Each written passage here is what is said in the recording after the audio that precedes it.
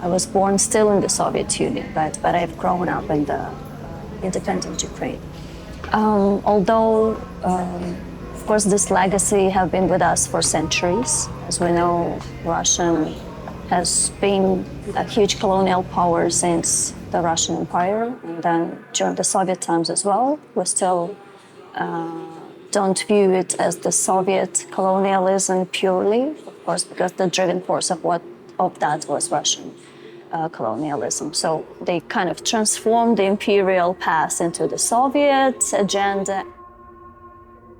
If you study a bit history of both Ukraine and Taiwan, you can find many similarities and parallels. For example, both Taiwan and Ukraine have been under rule of dual empires.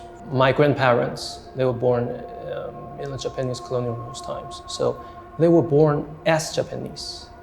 They spoke Japanese. And as for my parents' generation, they're under the rule of KMT rules. So they have to speak Mandarin only. So that is why people in my generation, we started to learn how to be a Taiwanese.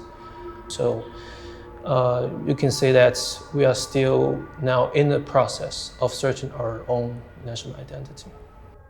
So the full-scale invasion probably was the most obvious and significant sign of the presence of this colonialism still, right? That Russia has never given up on Ukraine. They desire to eliminate, to erase the identity of Ukrainians, to rewrite the history.